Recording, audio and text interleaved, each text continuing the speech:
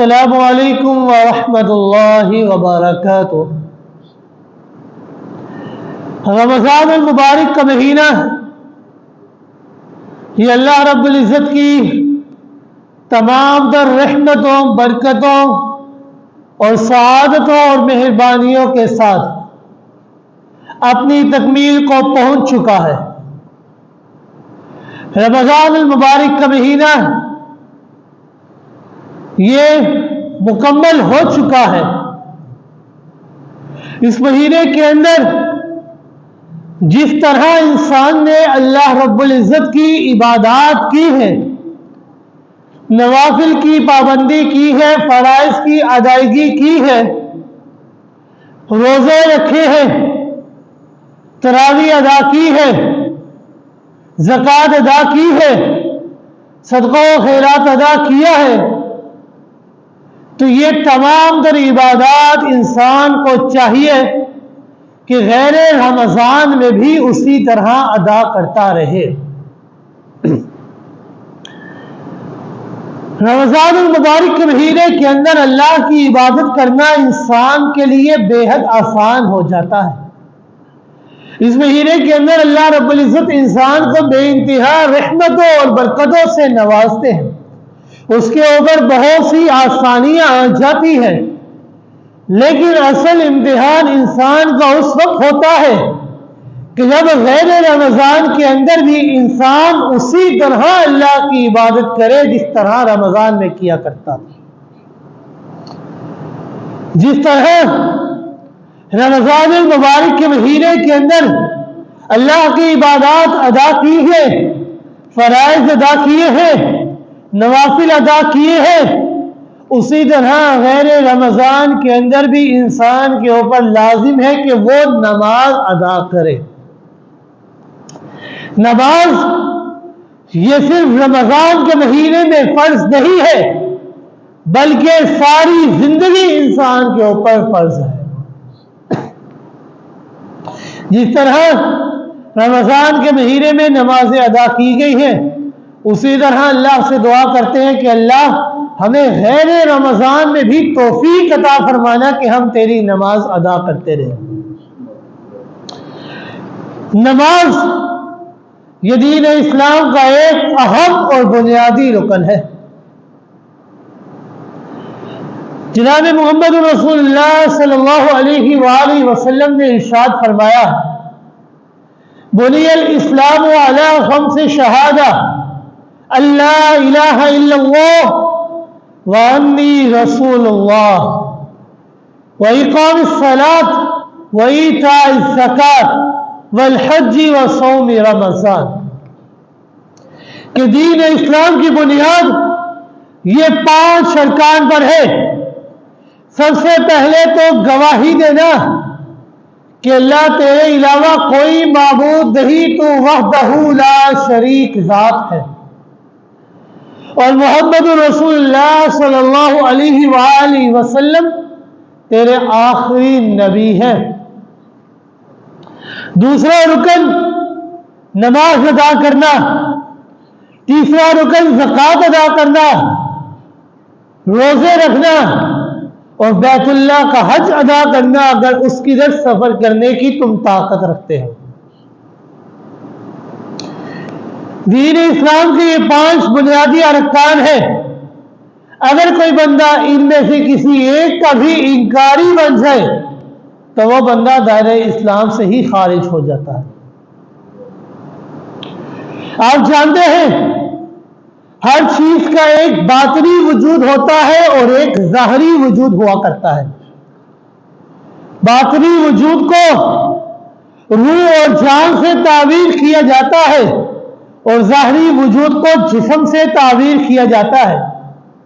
اسی طرح ایمان کا بھی ایک باطنی وجود ہے اور ایک ظاہری وجود ہے۔ باطنی وجود یقیناً نظر نہیں آتا، ظاہری وجود وہ نظر آتا ہے۔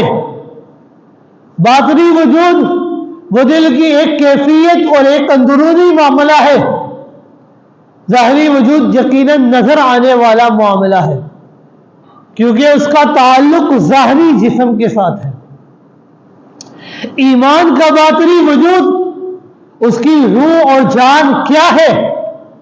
وہ دل کی ایک کیفیت کا نام ہے جسے تصدیق بالقلب بھی کہا جا سکتا ہے، کہ دل سے اقرار کرنا کہ اللہ تیرے علاوہ کوئی معبود نہیں ہے، تو وحدہ لا شریک ذات ہے، اور محمد رسول اللہ صلی اللہ علیہ وآلہ وسلم تیرے آخری نبی ہے۔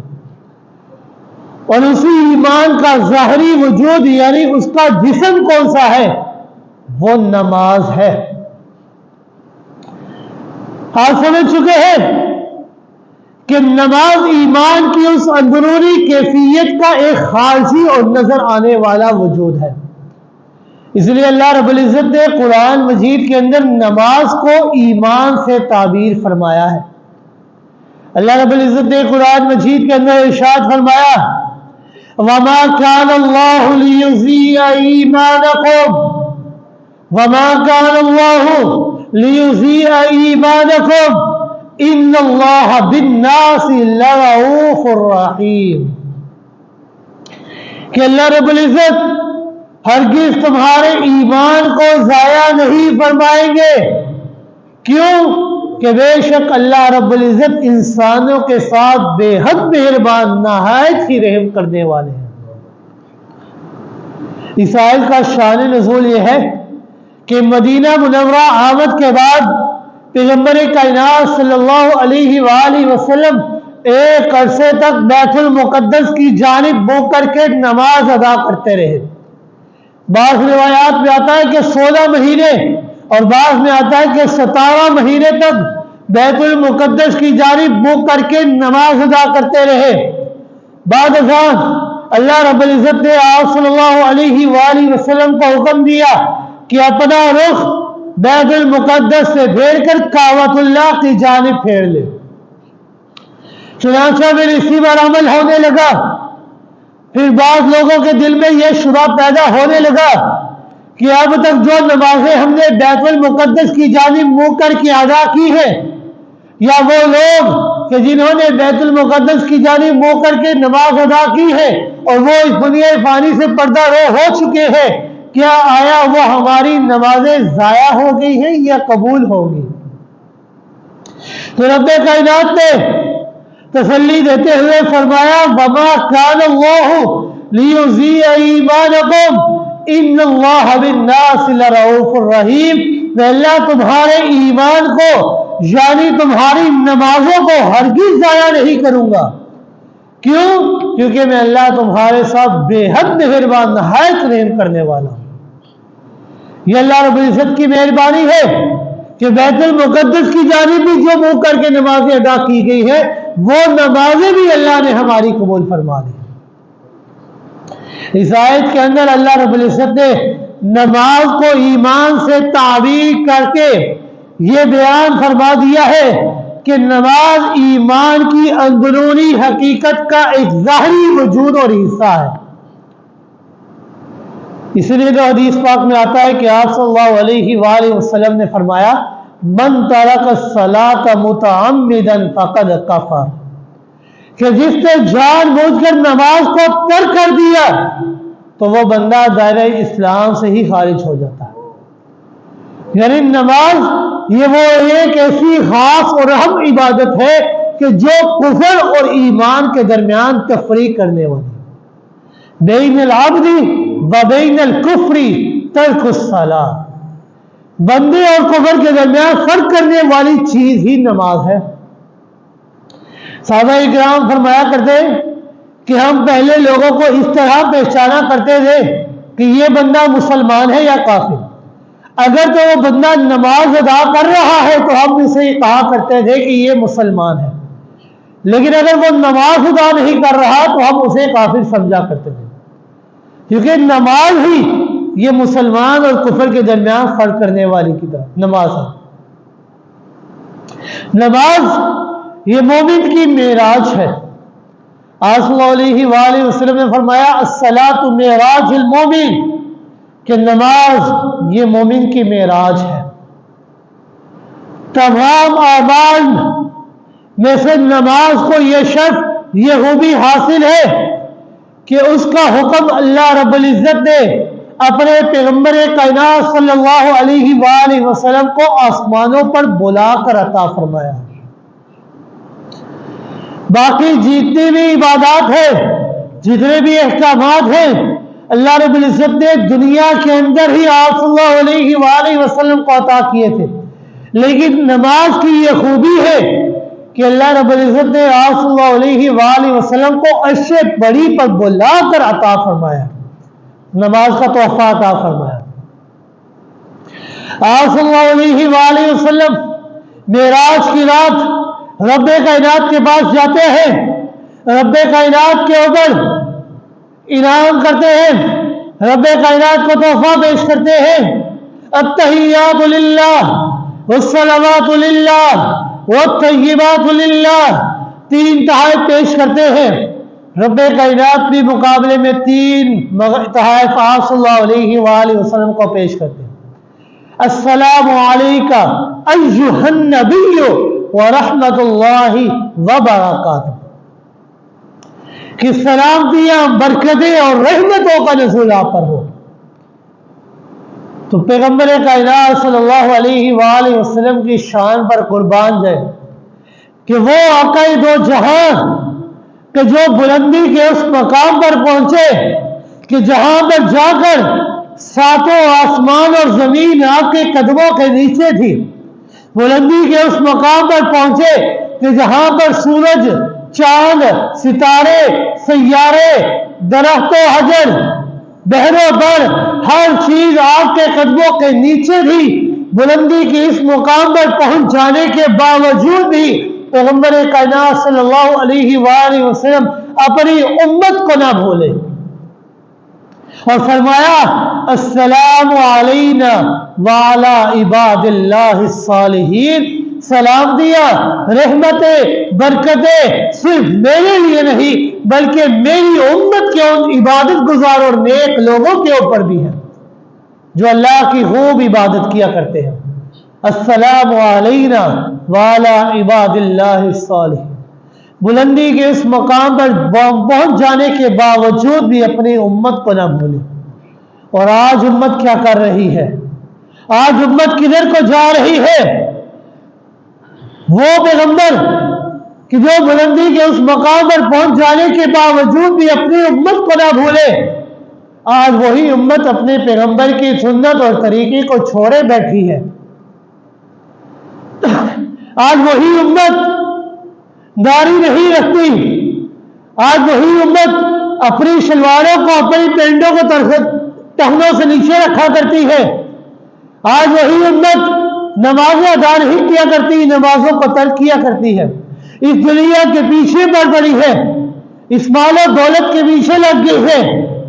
اس لیے پیغمبر کائنات صلی اللہ علیہ وآلہ وسلم نے فرمایا میری امت کی سب سے بڑی آزمائش یہ مال و دولت ہے،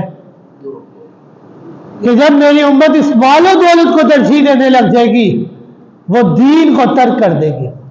آج ہم دین کو ترک کر بیٹھے ہیں، دین کو چھوڑے بیٹھے ہیں۔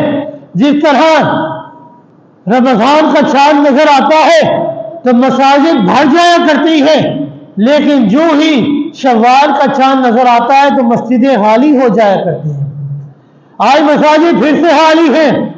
پہلے لوگ مغرب کی اذان کا انتظار کیا کرتے تھے رمضان کے مہینے میں، آج امام مسجد میں لوگوں کا انتظار کیا کرتا ہے کہ آؤ کوئی بندہ آ جائے ہم جماعت کرا لیں۔ ہم لوگ نبی کی سنت کو ترک کیے بیٹھے ہیں، وہ نبی کہ جنہوں نے کسی موقع پر بھی اپنی امت کو تنہا نہیں چھوڑا، ہر وقت اپنی امت کی فکر میں لگے رہے۔ پیغمبر کائنات صلی اللہ علیہ وآلہ وسلم کو رب کائنات نے معراج کی رات 3 تحائف دیے کہ آپ کی امت کو میں 3 تحفے دے رہا۔ پہلا تحفہ رب کائنات نے جو عطا فرمایا وہ خواتین سورۃ البقرہ، کہ سورہ بقرہ کی جو آخری 2 آیات ہیں اللہ رب العزت نے امت محمدیہ کو وہ عطا فرمایا کہ اللہ رب العزت نے اپنے خزانے میں سے وہ تحفہ عطا فرمایا۔ دوسرا تحفہ عطا فرمایا کہ میرے محبوب پاک پیغمبر صلی اللہ علیہ وآلہ وسلم آپ کی امت میں سے جو بندہ میں اللہ کے ساتھ شرک نہیں کرے گا میں اللہ رب العزت اسے جہنم کی آگ سے پناہ دوں گا، اسے بخشش کی بشارت عطا کروں۔ شرط کیا ہے کہ اللہ کے ساتھ شرک نہیں کرنا۔ کیوں؟ شرک یہ ظلم عظیم ہے، ان الشرک لظلم عظیم، یہ ظلم عظیم ہے۔ ایک مقام پر اللہ رب العزت نے فرمایا ان اللہ لا یغفر ان یشرک بہ ویغفر ما دون ذلک لمن یشاء، شرک کے علاوہ اگر کسی بندے سے کوئی اور گناہ سرزد ہو جائے میں اللہ اپنی رحمت اپنی کبریائی سے معاف کر سکتا ہوں، لیکن جس بندے نے میں اللہ کے ساتھ شرک کر دیا میں اللہ اسے کبھی معاف نہیں فرماؤں گا۔ شرک سے بچنے والے کی بخشش کی بشارت اللہ نے عطا فرمائی۔ اور تیسرا تحفہ رب کائنات نے نماز کا عطا فرمایا کہ 50 نمازوں کا تحفہ رب کائنات نے عطا فرمایا۔ پیغمبر کائنات صلی اللہ علیہ وآلہ وسلم انہی 50 نمازوں کے تحفے کو لے کر نیچے آ رہے تھے کہ چوتھے آسمان پر سیدنا موسیٰ علیہ السلام سے ملاقات ہوئی۔ سیدنا موسیٰ علیہ السلام کو بتایا کہ میری امت کو 50 نمازوں کا تحفہ ملا ہے۔ سیدنا موسیٰ علیہ السلام چونکہ اپنی امت کے حالات سے واقف تھے کہ وہ کس طرح دین کے معاملات میں سستی کا مظاہرہ کیا کرتی ہیں، سیدنا موسیٰ علیہ السلام نے فرمایا اے میرے محبوب پاک پیغمبر صلی اللہ علیہ وآلہ وسلم، آپ رب کائنات کے بعد دوبارہ جائیں اور اس معاملے کے اندر تھوڑی آسانی فرمائیں، ان نمازوں کے اندر تھوڑی سی تخفیف فرما لے، کیونکہ آپ کی امت اس عمل کی طاقت نہیں رکھے گی اور مفت میں گناہگار ہوتی رہے گی۔ ان امتک لا تطیق ذلک، آپ کی امت اس کی طاقت نہیں رکھے گی۔ پیغمبر کائنات صلی اللہ علیہ وآلہ وسلم رب کائنات کے پاس گئے، جا کر سفارش کی، رب کائنات نے 5 نمازیں کم کر دی۔ پیغمبر کائنات صلی اللہ علیہ وآلہ وسلم ان 45 نمازوں کے تحفے کو لے کر نیچے آئے، دوبارہ سیدنا موسیٰ سے ملاقات ہوئی۔ سیدنا موسیٰ نے فرمایا آپ کی امت اس کی بھی طاقت نہیں رکھے گی، آپ دوبارہ درخواست کریں اور اس کے اندر بھی تخفیف فرمائیں۔ تخفیف کراتے کراتے وہ 50 نمازیں جو فرض ہوئی تھی وہ 5 رہ گئے۔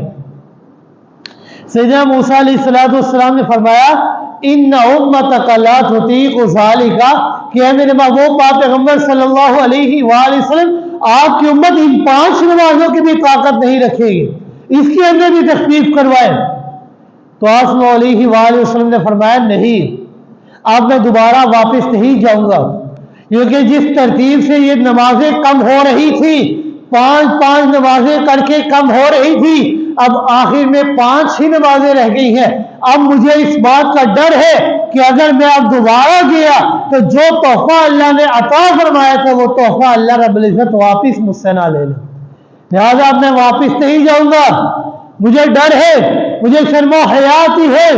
تو رب کائنات نے غیب سے آواز دیتے ہوئے فرمایا کہ اے میرے محبوب پاک پیغمبر صلی اللہ علیہ وآلہ وسلم، معاملہ آپ کی طرف سے تبدیل ہوا ہے، میں اللہ کی طرف سے تبدیل نہیں ہوا۔ عرض کیا یا اللہ رب العزت وہ کیسے؟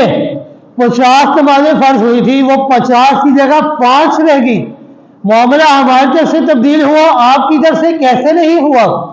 تو رب کائنات نے فرمایا کہ اے میرے محبوب پاک پیغمبر صلی اللہ علیہ وآلہ وسلم، میں اللہ کا اعلان یہ ہے لا تبدیل لکلمات اللہ، میں اللہ اپنے فیصلے کو کبھی تبدیل نہیں کیا کرتا۔ میں اللہ نے جو 50 نمازیں فرض کی تھی وہ 50 نمازیں آسمان سے اترتے اترتے 5 رہ گئی ہے۔ اب جو بندہ، جو امت کا بندہ آپ کی ان 5 نمازوں کو ادا کرے گا، یہی 5 نمازیں زمین سے آسمانوں تک پہنچتے پہنچتے میں اللہ تک پہنچتے پہنچتے 50 ہو جایا کریں گی۔ میں اللہ جو بندہ 5 نمازیں ادا کرے گا میں اللہ اسے 50 نمازوں کا ثواب عطا کروں گا۔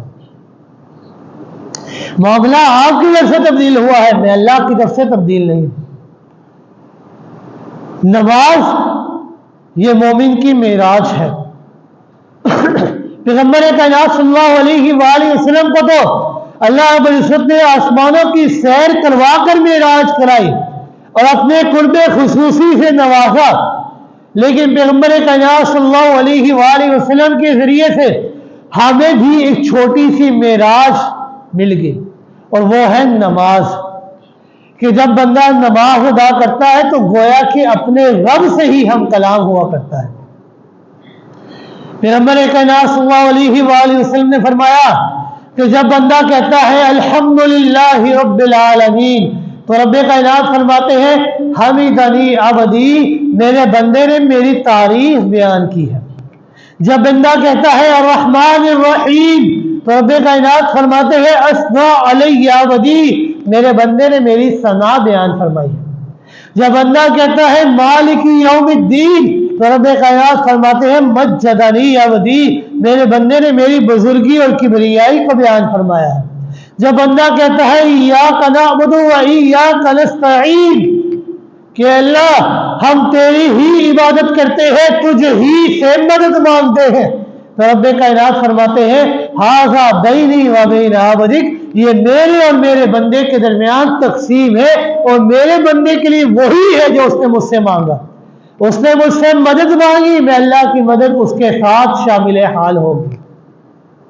جب بندہ کہتا ہے اہدنا الصراط المستقیم صراط الذین انعمت علیہم غیر المغضوب علیہم ولا الضالین، تو رب کائنات فرماتے ہیں ھذا لعبدی ولعبدی ما فعل، یہ میرے بندے کے لیے ہے اور میرے بندے کے لیے وہی ہے جو اس نے مجھ سے مانگا، اس نے مجھ سے صراط مستقیم مانگا، میں اللہ نے اسے صراط مستقیم عطا فرما دیا۔ پیغمبر کائنات صلی اللہ علیہ وآلہ وسلم کو آسمانوں پر بلا کر سیر کروا کر معراج ہوئی، لیکن اللہ رب العزت نے نماز کے ذریعے ایک چھوٹی سی معراج ہمیں بھی عطا فرما دی، کہ گویا کہ ہم بھی رب سے ہم کلام ہے۔ نماز یہ ایک ایسی عبادت ہے کہ جو انسانوں کے گناہوں کو مٹا دیا کرتی ہے۔ پیغمبر کائنات صلی اللہ علیہ وآلہ وسلم نے اس کی مثال دیتے ہوئے فرمایا کہ وہ بندہ کہ جس کے دروازے پر ایک نہر بہتی ہو، اب وہ بندہ اس نہر میں دن میں 5 مرتبہ غسل کرے تو آیا اس کے وجود پر کوئی میل کچیل باقی رہ جائے گا؟ صحابہ کرام نے عرض کیا یا رسول اللہ صلی اللہ علیہ وآلہ وسلم، اس کے وجود پر تو کوئی میل کچیل باقی نہیں رہے گا، تو آپ صلی اللہ علیہ وآلہ وسلم نے فرمایا کذالک مثل الصلاۃ الخمس یمحو اللہ بہن الخطایا، یہی مثال 5 نمازوں کی ہے کہ جو بندہ 5 نمازیں ادا کرتا ہے اللہ رب العزت اس کے اندر سے نامہ اعمال سے تمام گناہوں کو مٹا دیا کرتے ہیں، اس کے بھی نامہ اعمال میں کوئی بھی گناہ باقی نہیں رہتا۔ یہ نماز یہ ایک ایسی عبادت ہے کہ میدان محشر میں جہاں پر انتہائی قسم کی گرمی ہوگی، سخت شدید گرمی ہوگی، سورج سوا نیزے پر ہوگا، انتہائی قریب ہو جائے گا، لوگ اپنے اپنے پسینوں کے اندر ڈوبے ہوئے ہوں گے، کسی کا پسینہ اس کے ٹخنوں تک ہوگا، کسی کا پسینہ اس کے گھٹنے تک ہوگا، کسی کا پسینہ اس کی ناک تک ہوگا، کسی کا پسینہ اس کے چہرے تک ہوگا، کوئی سارے کا سارا ہی پسینے کے اندر ڈوبا ہوا ہوگا۔ تو اس دن بھی اس وقت بھی 7 ایسے خوش نصیب لوگ ہوں گے کہ جن کو اللہ رب العزت اپنے عرش کا سایہ عطا فرمائیں گے۔ آپ صلی اللہ علیہ وآلہ وسلم نے فرمایا یذلہم اللہ تعالی یوم لا ذل الا ذلہ، 7 ایسے خوش نصیب لوگ ہوں گے کہ جن کو اللہ اپنے عرش کا سایہ عطا فرمائیں گے، اس دن عطا فرمائیں گے جس دن اللہ کے عرش کے سائے کے علاوہ اور کوئی سایہ نہیں ہوگا۔ ان 7 خوش نصیب لوگوں کے اندر سے ایک وہ بندہ بھی ہوگا رجل قلبہ معلق بالمساجد، کہ جس کا دل ہر وقت مسجد کے ساتھ لگا رہتا ہے، کہ ایک نماز ادا کی تو دوسری کی فکر کہ کب دوسری کی اذان ہو اور میں فوراً مسجد میں چلا دوں، دوسری ادا کی تو تیسری کی فکر، تیسری ادا کی چوتھی کی فکر، چوتھی ادا کی 5ویں کی فکر، جس بندے کا دل مسجد کے ساتھ معلق ہو جائے اللہ رب العزت ایسے بندے کو کل قیامت کے دن اپنے عرش کا سایہ عطا فرماتے ہیں۔ اور یہ نماز یہ ایسی عبادت ہے کہ اس کی بدولت اللہ رب العزت اتنا ثواب عطا فرماتے ہیں کہ جس کا مقابلہ کوئی نہیں ہے۔ فتح خیبر کے موقع پر صحابہ کرام کے بعد بہت سا مال غنیمت آیا، لوگ اپنا متفرق سامان نکال کر خرید و فروخت کرنے لگے، ہر شخص اپنی ضروریات کو خریدنے لگا۔ ان تمام لوگوں میں سے ایک شخص ایسا بھی تھا کہ جس نے اس دن خوب نفع کمایا، بہت سا نفع کمایا، اور نفع کمانے کے بعد پیغمبر کائنات صلی اللہ علیہ وآلہ وسلم کی خدمت میں حاضر ہوئے، عرض کرنے لگے یا رسول اللہ صلی اللہ علیہ وآلہ وسلم لقد ربحت ربحا ما ربح اليوم مثله احد، کہ آج کے دن میں نے اتنا نفع کمایا، اتنا فائدہ کمایا کہ اس پوری بستی کے اندر مجھ جتنا نفع کسی نے نہیں کمایا۔ تو آپ صلی اللہ علیہ وآلہ وسلم نے فرمایا کہ تم نے کتنا نفع کمایا؟ ما ربحتا، تم نے کتنا نفع کمایا ہے؟ وہ کہنے لگے کہ میں نے 300 اوقیہ چاندی کا نفع کمایا ہے، اور ایک اوقیہ 40 درہم کا ہوا کرتا ہے، اور ایک درہم 3.5 ماشے کا ہوتا ہے، یعنی اتنا نفع انہوں نے کمایا۔ پیغمبر کائنات صلی اللہ علیہ وآلہ وسلم نے جب ان کی بات سنی تو فوراً فرمایا کیا میں تمہیں ایک ایسا شخص نہ بتاؤں کہ جس نے محنت تو بہت تھوڑی کی ہے، تم سے بہت ہی کم محنت کی ہے، لیکن نفع تم سے بہت زیادہ کمایا ہے؟ وہ عرض کرنے لگے یا رسول اللہ صلی اللہ علیہ وآلہ وسلم ضرور بتائیے۔ تو آپ صلی اللہ علیہ وآلہ وسلم نے فرمایا کہ جس شخص نے فرض نماز ادا کرنے کے بعد 2 نفل ادا کر لیے ہیں تو اس شخص نے تیرے سے بھی زیادہ نفع کما لیا۔ آپ ذرا اندازہ لگائیے، 2 نفل کی اتنی زیادہ قیمت ہے کہ 300 اوقیہ چاندی کا نفع بھی مقابلہ نہیں کر سکتا، تو ذرا سوچئے فرضوں کی کتنا ثواب ہوگا۔ جو بندہ فرائض ادا کرتا ہے اس کا مقابلہ کون کر سکے گا؟ اس کا ثواب کتنا زیادہ ہوگا؟ اس کا تو مقابلہ ہی کوئی نہیں ہے۔ صرف نوافل ہی نہیں، پیغمبر کائنات صلی اللہ علیہ وآلہ وسلم نے فرمایا نماز کی خاطر جب بندہ وضو کرتا ہے تو اس وضو کی بدولت بھی اللہ رب العزت اتنا ثواب عطا فرماتے ہیں کہ وہ وضو کا پانی جن جن اعضاء کے اوپر لگتا جاتا ہے اللہ رب العزت ان تمام اعضاء سے صدور ہونے والے گناہوں کو معاف کر دیتے ہیں۔ جب انسان وضو کرتا ہے، کلی کرتا ہے، اللہ زبان کی گناہوں کو معاف کر دیتے ہیں۔ جب انسان ہاتھ دھوتا ہے اللہ رب العزت ہاتھوں کے گناہوں کو معاف کر دیتے ہیں۔ جب انسان پاؤں دھوتا ہے اللہ پاؤں کے گناہوں کو معاف کر دیا کرتے ہیں، حتیٰ کہ پیغمبر کائنات صلی اللہ علیہ وآلہ وسلم نے فرمایا حتیٰ تحت اظفارہ، جب انسان ہاتھ دھوتا ہے ناخنوں کے نیچے سے بھی ہونے والے گناہوں کو اللہ معاف کر دیا کرتے ہیں۔ یعنی وضو کی اتنی برکت ہے کہ جب انسان وضو کرتا ہے اللہ اس کے تمام اعضاء جن کے اوپر وضو کا پانی لگتا ہے ان کے گناہوں کو معاف کر دیا کرتے ہیں۔ اور ایک مقام پر آپ صلی اللہ علیہ وآلہ وسلم نے فرمایا جب بندہ وضو کر کے مسجد کی طرف چل پڑتا ہے تو ایک ایک قدم پر اللہ رب العزت اس کے گناہوں کو معاف کر دیا کرتے ہیں، یعنی اس کے گناہ معاف ہو جاتے ہیں۔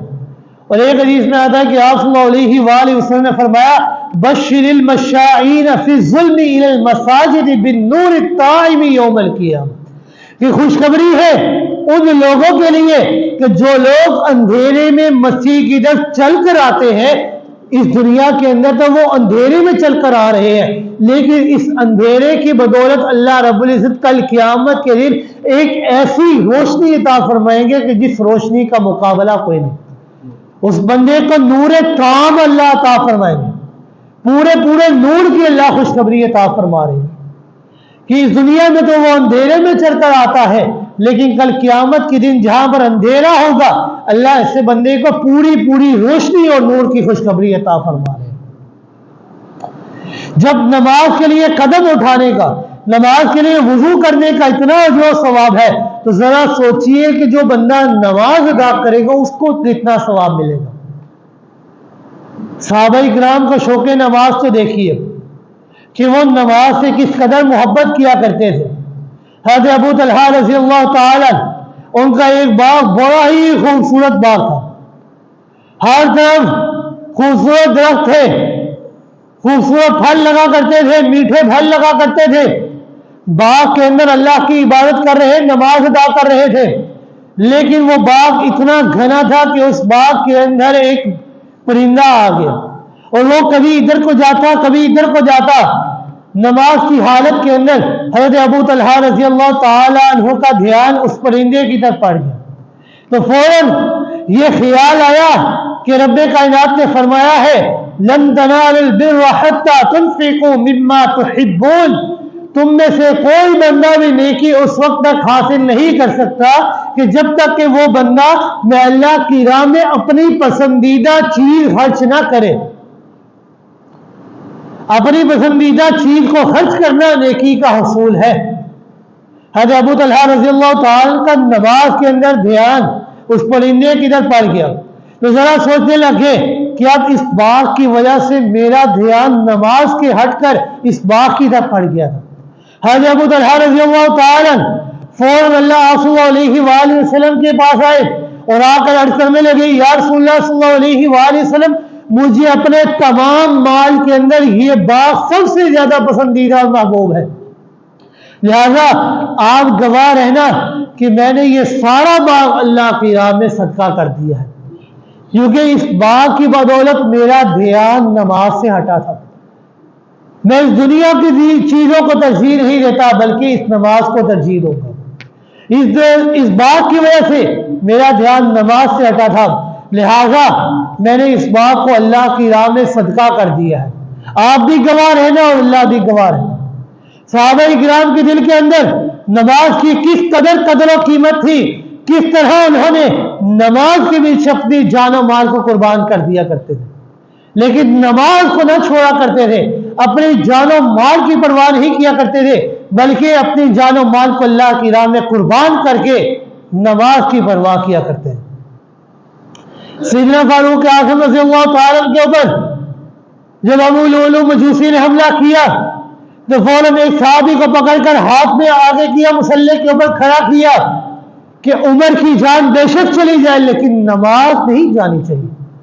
اپنی جان کی پرواہ نہیں کرتے تھے بلکہ نماز سے اس قدر محبت کیا کرتے ہیں۔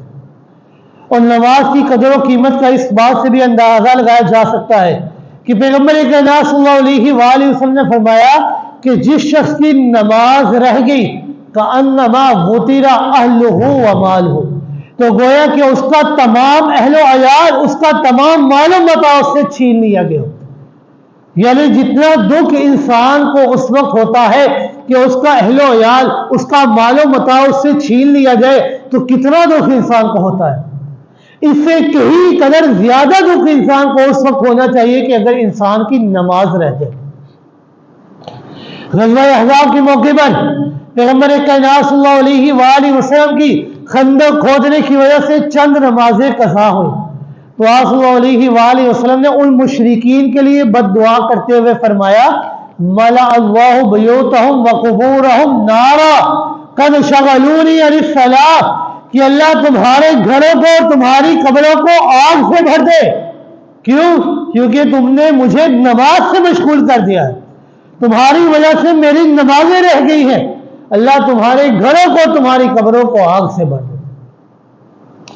اس لیے پیغمبر کائنات صلی اللہ علیہ وآلہ وسلم نے اپنی وفات سے قبل نماز کی وصیت کرتے ہوئے فرمایا الصلاۃ الصلاۃ وما ملکت ایمانکم، کہ لوگوں نماز کو نہ چھوڑنا، نماز کو لازمی پکڑ لینا، نماز کا خیال کرنا اور اپنے غلاموں کو، اپنے ناتحتوں کا بھی خیال کرنا، ان کے اوپر کوئی ظلم و زیادتی نہ کرنا اور نماز کو نہ چھوڑنا۔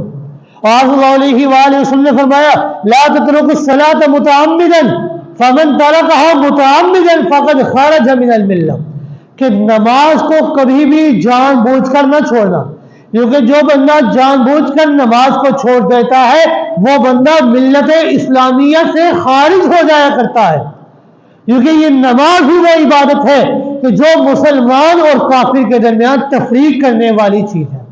بین العبد و بین الکفر ترک الصلاۃ، بندے اور کفر کے درمیان فرق کرنے والی چیز ہی نماز ہے۔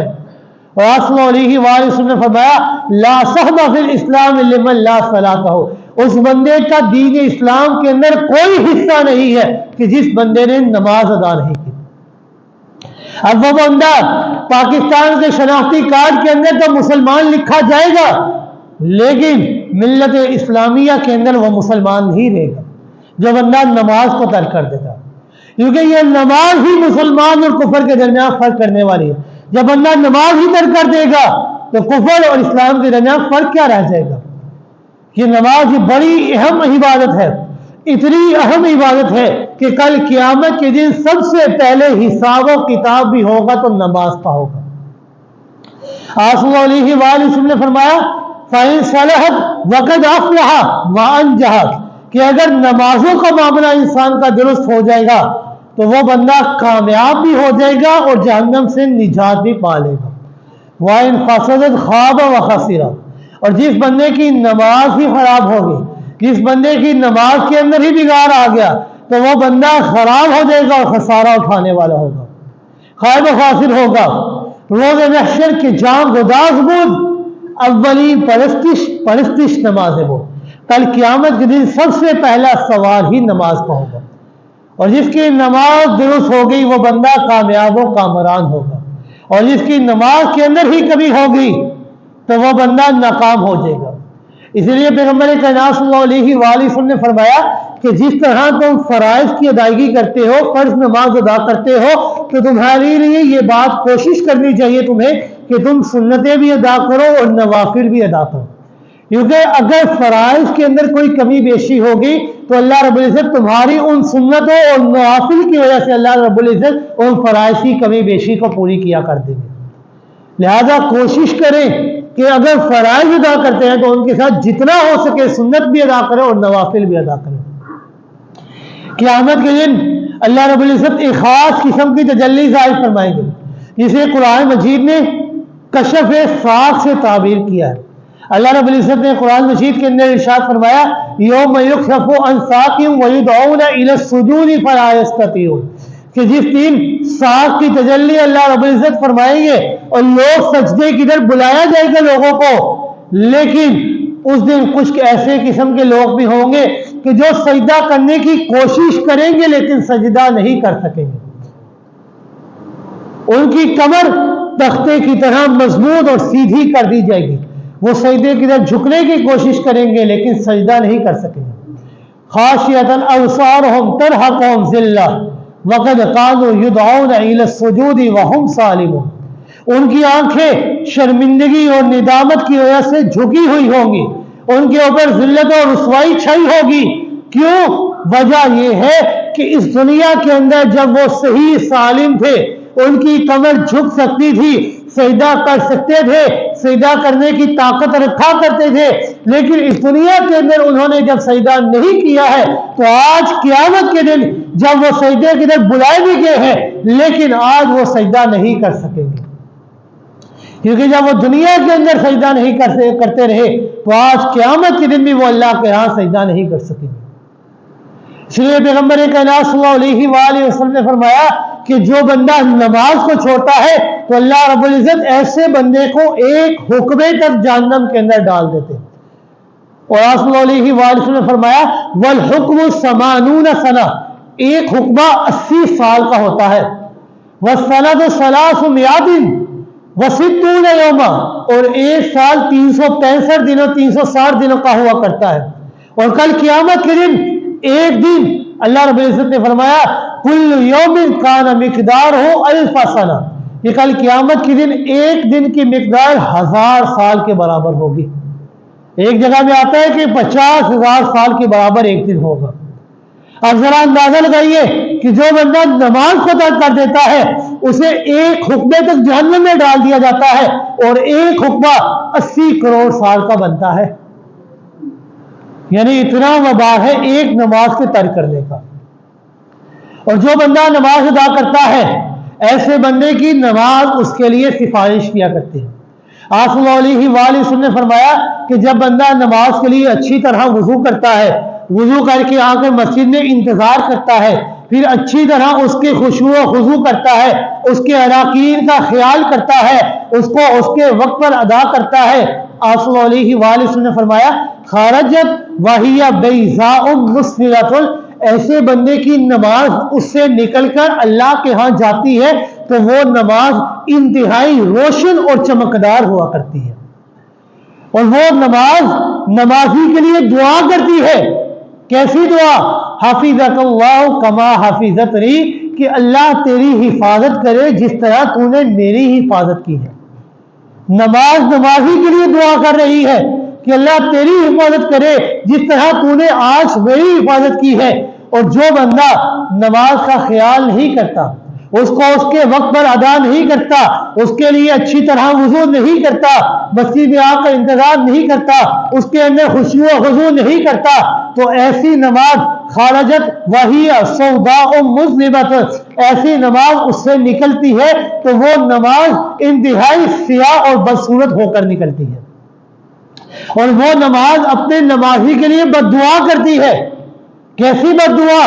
زیّاک اللہ کما زیّعتنی، کہ اللہ تجھے بھی برباد کرے، اللہ تجھے بھی ضائع کرے جس طرح تو نے آج مجھے ضائع کیا۔ جب بندہ نماز کا خیال کرتا ہے، نماز دعا کرتی ہے کہ اللہ تیری حفاظت کرے جس طرح تو نے میری حفاظت کی۔ اور جو بندہ نماز کا خیال نہیں کرتا، نماز کو ضائع کرتا ہے، اس کے لیے خشوع و خضوع نہیں کرتا، تو نماز نمازی کے لیے بد دعا کرتی ہے کہ اللہ تجھے بھی برباد کرے جس طرح تو نے آج مجھے برباد کیا ہے۔ اور جو بندہ نماز کو برباد کرتا ہے، پیغمبر کائنات صلی اللہ علیہ وآلہ وسلم نے فرمایا ایسے بندے کی نماز کو رب کائنات ایک کالے اور بدبودار کپڑے میں لپیٹ کر اس کے منہ پر واپس مار دیتے ہیں کہ ہمیں تیری نماز کی کوئی ضرورت نہیں ہے، یہ واپس اپنے واسی رکھ، ہمیں تیری اس نماز کی کوئی ضرورت نہیں ہے۔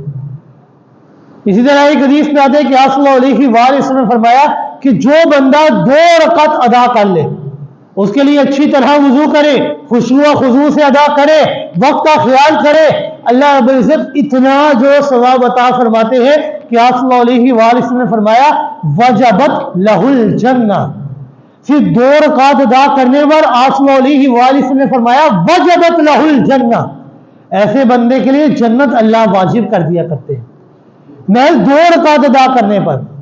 اللہ تعالیٰ ہمیں بھی صحیح انداز میں نماز ادا کرنے کی توفیق عطا فرمائے۔ تو یہ نماز صرف رمضان میں فرض نہیں ہے، بلکہ غیر رمضان میں بھی اسی طرح فرض ہے۔ جس طرح رمضان کے مہینے کے اندر لوگوں نے نماز کی پابندی کی ہے، نماز کے وقت کا خیال کیا ہے، تو اسی طرح ہر بندے کے اوپر بھی یہ بات لازم ہے کہ غیر رمضان کے اندر بھی اسی طرح نماز کا خیال کرے، اس کے وقت کا خیال کرے، اس کو اس کے وقت پر ادا کرے۔ اللہ رب العزت سے دعا ہے کہ اللہ رب العزت ہمیں صحیح معنوں میں نماز ادا کرنے کی توفیق عطا فرمائے۔ وما علینا الا البلاغ المبین۔